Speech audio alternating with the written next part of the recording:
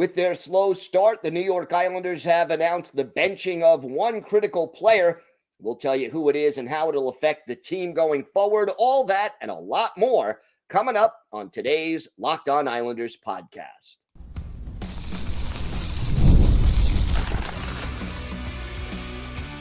Your Locked On Islanders, your daily podcast on the New York Islanders. Part of the Locked On Podcast Network, your team every day. Welcome, everybody, to the Thursday edition of the Locked On Islanders podcast. We are part of the Locked On Podcast Network, your team every day. I want to thank everyone who makes Locked On Islanders your first listen every day. Don't forget to subscribe on YouTube or wherever you listen to podcasts so you don't miss an episode. Today's episode is brought to you by GameTime. Download the GameTime app, create an account, and use code LOCKEDONNHL for $20 off your first purchase. I'm Gil Martin. I've been covering the New York Islanders for almost 2 decades, and I wrote the book Ice Wars on the history of the Islanders' rivalry with the Rangers from 1972 to the modern era. So glad you could join us today to talk a little Islanders hockey, and we have got a lot to discuss. Patrick Roy announcing that one player is likely to be benched for tonight's game against the Edmonton Oilers. We'll talk about who it is, why he's benched, and how it affects the team.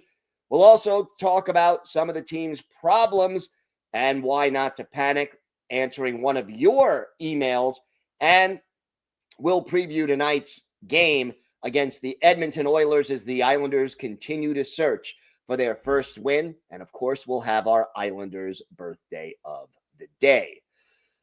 Let's start with the benching news because it shouldn't be shocking, but it is, I guess, surprising. And that is that right now, the Islanders in their morning skate or their practice session on Wednesday, looks like Maxim Tsyplakov is going to be a healthy scratch. And look, it's been a struggle for Sippy. He played only, 6 minutes and change in the last game Monday afternoon against Winnipeg. He has no points. He's a -2, and his average only 9 minutes and 39 seconds of ice time a game. That after a fairly promising rookie season. And look, right now, the Islanders have kind of decided that it was time to let Sippy have a seat.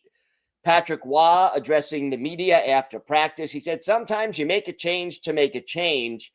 Kyle McLean going to step in. And he said, Kyle hasn't played yet this year. We feel like it's time for him to play. I think he's going to bring energy to the lineup, speed to the lineup. So sometimes you're looking for that. And, this is an interesting move. So the line combinations at practice were Horvat, Drouin, Heineman, Barzal, Duclair, Palmieri, Pajot, Lee, Shabanov, Cizikas, McLean, Holmstrom, with Gatcom and Tsyplakov as the extra forwards. And the defensive pairs have not changed. Schaefer and Mayfield, Pelech and Polak, Romanov and D'Angelo with Boqvist as the extra skater. And, oh, by the way, the New York Islanders going to start David Rittich against the Edmonton Oilers tonight, not going to start Ilya Sorokin. And look, Tsyplakov basically said, Sippy has a few things we want him to clean up. And we had a good conversation about it. That's what I love about him. He's going to work hard at it, and I'm sure he'll be ready when he gets back into the lineup. Tsyplakov said, I feel better. I feel good. My body is good. I haven't had a lot of pressure in the offensive zone. I need to be more aggressive. I need to be a little bit better in some details. That's it. It's about tactics and detail in the neutral zone, in the defensive zone. It's an easy fix. Just need to change the mind. So we'll see whether or not, this affects things. Still don't understand Holmstrom on the fourth line, Heineman on the first line. The combinations that Wah is putting out there don't always make a lot of sense. I thought if you wanted energy and physicality, Gatcom would be a better choice than McLean. Gatcom had 7 hits in 8 minutes in his one game when Jonathan Drouin was suspended. But ultimately, here's the thing, and this is an issue, really. I understand Tsyplakov has not played well, but you could bench if you look at the way this team has played so far. Can't say that Anders Lee is playing great, or JG Pageau is playing great, or Casey Cizikas, or Simon Holmstrom. And that's just among the forwards. You could bench, quite honestly, based on a poor performance in the team's first 3 games, almost half of the forwards who are out there on the ice. And I don't think this is a long-term thing for Tsyplakov. I think he'll probably be a healthy scratch against Edmonton tonight. And, then the Islanders have the Saturday afternoon game against Ottawa. And that, whether or not he plays then, I think it'll depend on a bunch of things. How he does in practice. Obviously, how Kyle McLean does in the game, how the line combinations respond, and what Patrick Waugh is doing now. And everydayers know I've talked about this. Because this team struggles to score goals. And, right now they are next to last in the league in shooting percentage, 6.5%. But because they struggle to score goals, and so far this year they have struggled to keep goals out of their own net, he's looking for sparks. He's looking for combinations that could work. And what we've seen in the first 3 games, and assuming that this Tsyplakov benching is the lineup we see tonight against the Oilers, what we're seeing more than anything is just trying to find something that will spark this team. And I get it. I understand. Look, like I said, Tsyplakov has not been what we hoped he would be, but neither have 5 or 6 other forwards on this roster. And maybe you need to take turns sitting one of them for a game or 2. And, same with the defense. I mean, out of the 6 defensemen, other than Mathew Schaefer, have any of them played up to what we want them to play? No.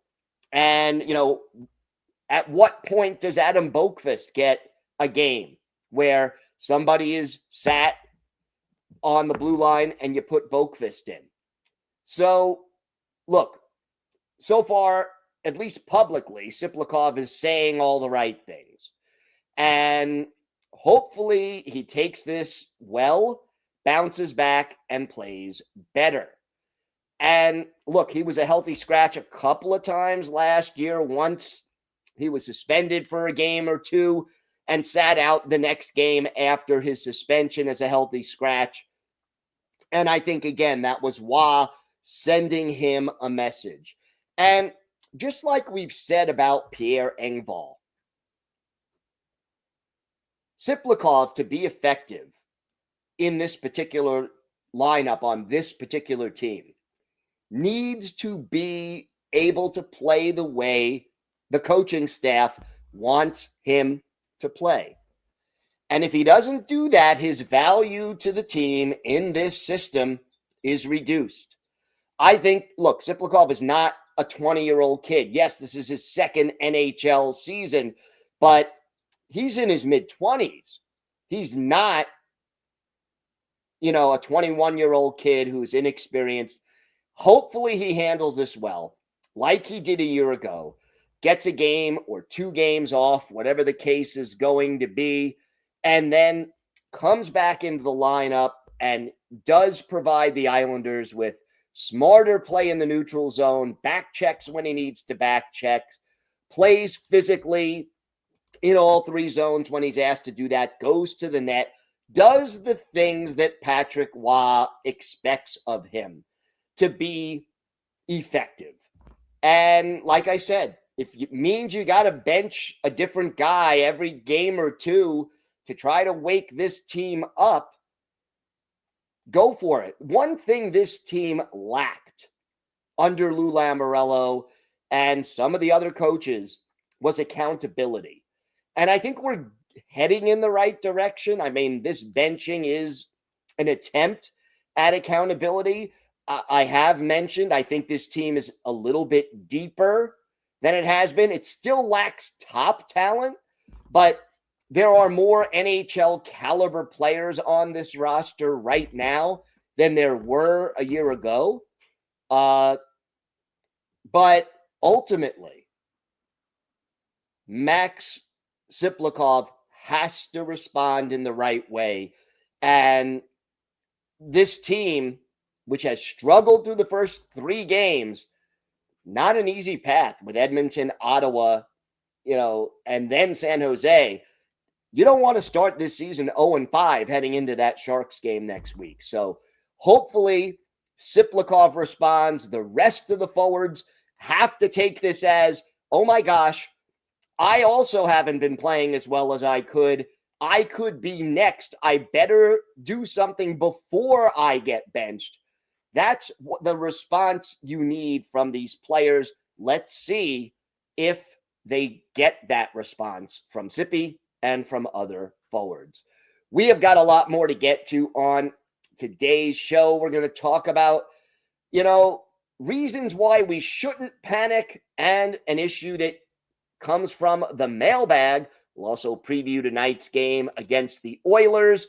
And for our Islanders' birthday of the day, a Lithuanian defenseman who played for the Islanders in the early to mid-90s and was one of the more popular players on the team. Let's see if you can guess this one. It's pretty easy. We'll talk about him and his legacy next on today's Locked On Islanders podcast.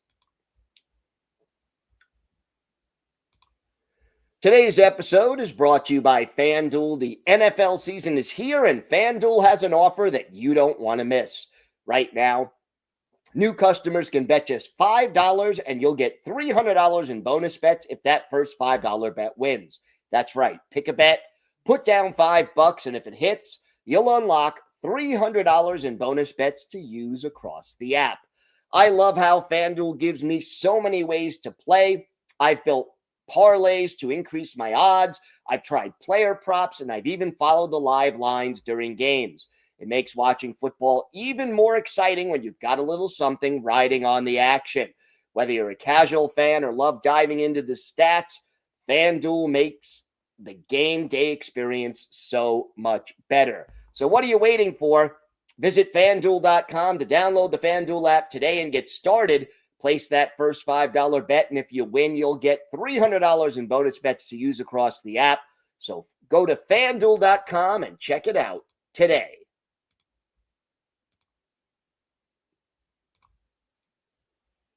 So we have an email. This one comes from Joe in Vero Beach, Florida.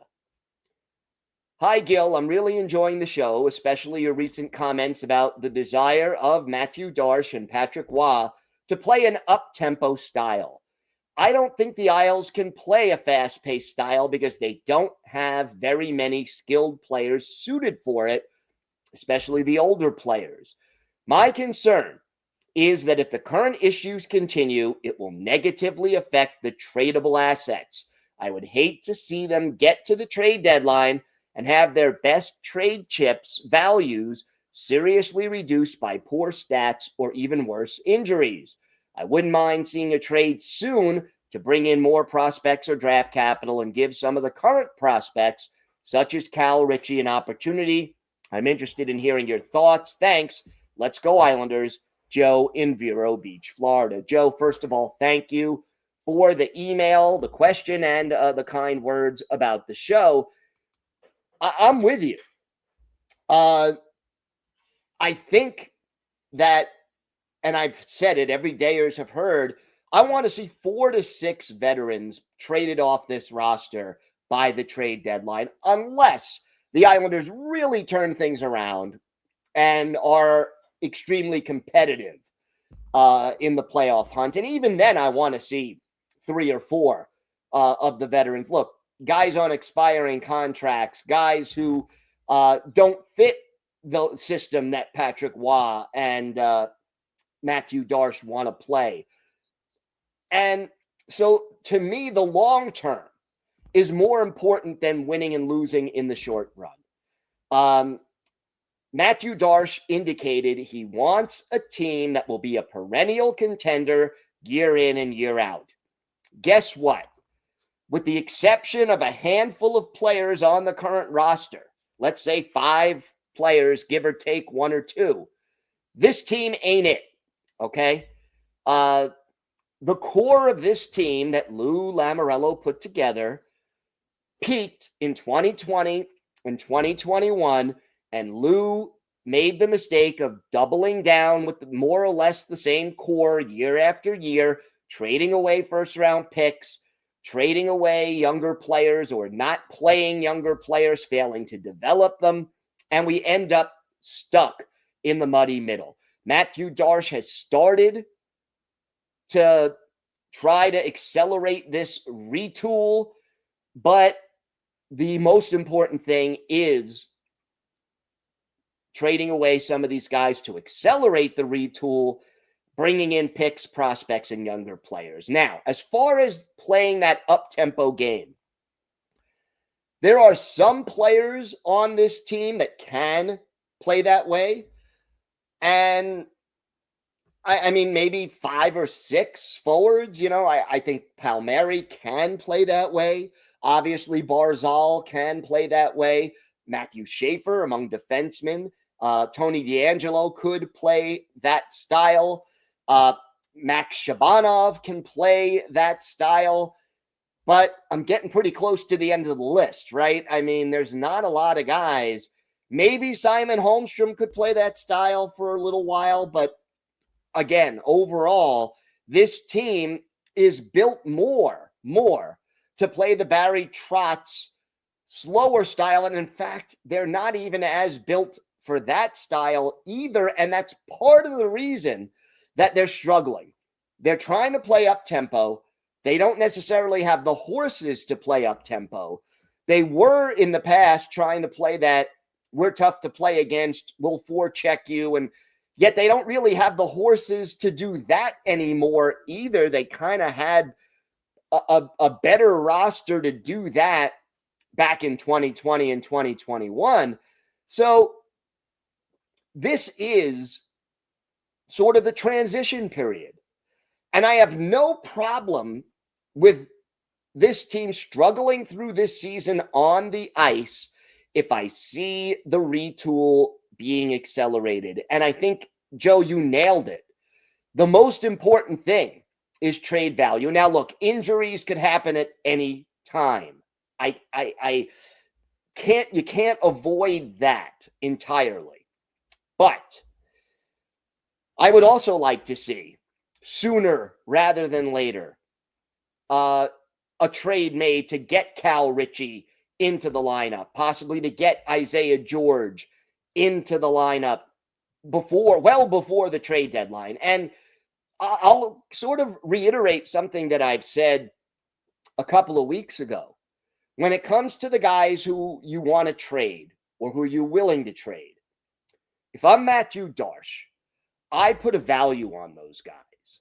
So without naming names, let's use the example of JG Pageau, because I think he's somebody that almost everybody says is likely to be traded by the deadline. Not definite, but if you were to make a list of the 5 Islanders who are most likely to be traded by the trade deadline, I think J.G. Pageau would appear on most people's lists. So you set a value and you say, okay, I want to get, I'm making up a value now, but I want to get a first-round pick for J.G. Pageau.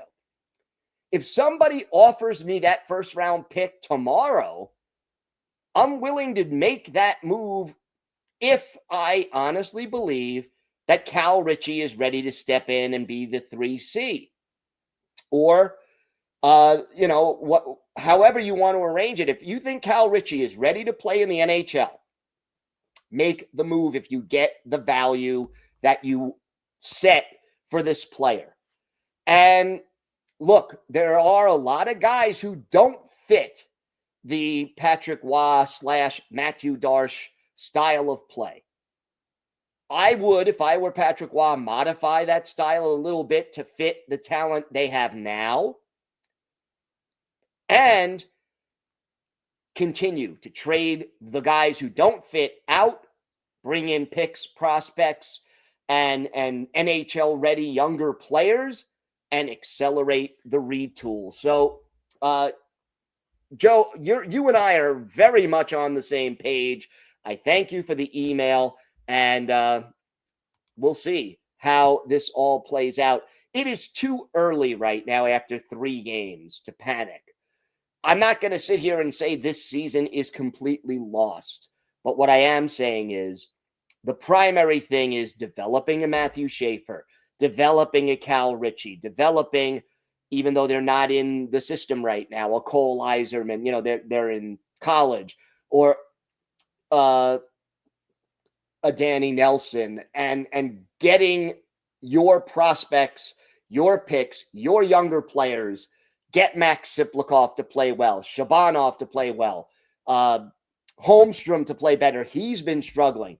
Let's get the younger guys integrated and playing more and playing better, and the future will take care of itself. We have got a lot more to get to on today's show. We will preview tonight's game against the Edmonton Oilers. Plus, we'll have our Islanders birthday of the day. Have you guessed who it is yet? We've got all that and a lot more coming up on today's Locked On Islanders podcast. Today's episode is brought to you by GameTime. Hockey season is officially here, and nothing beats being in the arena for those opening games. But let's be real, getting tickets can be a total headache between waiting in queues, surprising fees, and prices that jump right before checkout. It's easy to get frustrated when all you want to do is cheer on your team. But that's where GameTime comes in, the app that gives fans the advantage. It's your ultimate life hack for scoring amazing NHL tickets fast, easy, and stress-free. I recently used GameTime to grab seats for an Islanders game, and it couldn't have been simpler. I had great seats in minutes. I love that there's no hidden fees at checkout, and my favorite feature on the app is the view from your seat. You get a panoramic view from your seat before you purchase the tickets, so you know exactly what to expect when you arrive. You could even find NHL tickets for under $25. So take the guesswork out of buying NHL tickets with GameTime. Download the GameTime app, create an account, and use code LOCKEDONNHL for $20 off your first purchase. Terms do apply. That's code LOCKEDONNHL for $20 off. Swipe, tap, ticket, go. GameTime. Islanders, Oilers, game 4 of this season coming up tonight, 7:30. This is an ESPN Plus game, so plan accordingly. Don't have to say much about the Edmonton Oilers. They are off to a very nice start right now. And look, this is a team that basically has been in the Cup final the last 2 years. They've won their last 2 games, including a shutout win over the Rangers on Tuesday. They beat Vancouver 3-1. So they've given up a grand total of 1 goal in their last 2 games. Not bad at all. And Connor McDavid leading the team in points, but it's all assists, 4 assists in 3 games. McDavid, he's going to be hungry to get on the board. Right now, Leon Draisaitl, 2 goals and an assist. Ryan Nugent-Hopkins, a goal and 2 assists. Andrew Mangiapane, 2 goals and an assist. Stuart Skinner off to a great start, as is Calvin Pickard. Now, Skinner played against the Rangers, got the shutout. Will he play again because he got the shutout, or are they will they continue the rotation and let Pickard play? Either way, neither of them are elite goalies, but I'll say this quietly. The Edmonton Oilers team defense has been better. Everyone thinks of them as this run and gun team, but they can shut you down defensively as well. The line combinations for the Oilers, McDavid, Draisaitl, and Mangiapane is the top line. Nugent-Hopkins, Mathew Savoy, and Jack Roslovic are the second line. Adam Henrique centers the third unit with Isaac Howard, yes, that Isaac Howard, to his left, and David Tomasek to his right. Trent Frederick, Vasily Podkolzin, and Kasperi Kapanen make up a solid fourth line. On defense, the always dangerous Evan Bouchard and Matthias Ekholm are the top duo. Darnell Nurse and Troy Stetcher are the second pairing, and Brent Kulak and Ty Emberson are the third pair. The goalies, Skinner and Pickard, we'll see who gets the start. On IR, Zach Hyman, they miss him, Matthias Janmark, and Jake Wallman. And don't expect any of them back for tonight's game. Look, this is a challenge. And I'll say it this way. This is the end of your 3-game homestand. You don't want to lose 4 games in a row to open a season. That would be the first time in Islanders history they've ever done that. And you've got to be better. So let's see if they can. But if this opponent and this set of circumstances does not inspire you, you're in trouble. This team should be excited and ready to play. And I'm going to put a stat out there that the Islanders need to fix. They've played 3 games. It's 180 minutes. They have led for 1 minute and 37 seconds out of 180 minutes. That's a stat that absolutely must change if this team hopes to get better. Time now for our Islanders birthday of the day, and today is the 53rd birthday of former Islanders defenseman Darius Kasparaitis. First-round pick, 5th overall by the Islanders in 1992. Joined the Islanders immediately for the 92-93 season, although he had already played professionally in Russia. Stayed on the island through the 96-97 campaign when he was traded to Pittsburgh. Played for the Penguins, the Avalanche, and the Rangers, and then went back to finish his career in the KHL. Played in 863 NHL games, 27 goals, 163 points, and 1,379 penalty minutes. Add 2 goals and 12 points in 83 playoff games. Kasparaitis, an absolute fan favorite, was not afraid to hit anybody. And that's the thing that fans loved about Darius Kasparaitis. He would go out there and just get the job done. He wouldn't be afraid. Mark Messier is the best player on the other team. He's going to go hit Mark Messier. Mario Lemieux, he's going to go hit Mario Lemieux. Whoever it was, he was not intimidated. He was not afraid. And he was just fun to watch and fun to hear in interviews as well. One of his best games as an Islander, how about December 17th, 1992? Islanders hosting the Senators at the Old Barn. Steve Weeks, the goalie for Ottawa. Glenn Healy, the goalie for the Rangers. And in this game, Islanders get on the board first. Darius Kasparaitis, our Islanders' birthday of the day, sets up Brad Delgarno. Steve Thomas, the other assist. That makes it 1-0 in favor of the Islanders. In the third period, the Islanders do extend their lead. Darius Kasparaitis scoring his second goal of the year. Benoit Hogue and Pat Flatley with the assist. This was a laugher. Islanders beat the Senators 9-3. Healy with only 19 saves. They only allowed 22 shots while they took 37. And Darius Kasparaitis had a goal, an assist. He was a +2. He took a penalty, and he had 3 shots on goal. So the ever-popular Darius Kasparaitis, he is our Islanders' birthday of the day. I want to thank everyone who makes Locked On Islanders your first listen every day. For your second listen, check out the all-new Locked On NHL Game Night. Every game, every night until a Stanley Cup champion is crowned. Get local analysis on a national scale. You could find NHL Game Night on Locked On NHL on YouTube or wherever you listen to podcasts. It's part of the Locked On Podcast Network, your team every day. If you have a question, a comment, maybe a topic you'd like us to discuss on a future episode, send us an email at lockedonislanders@gmail.com.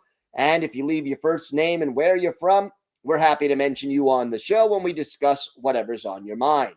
You can follow the show on X at Locked On Isles. You can follow me, Gil Martin, on X at Ice Wars, NYR VSNYI.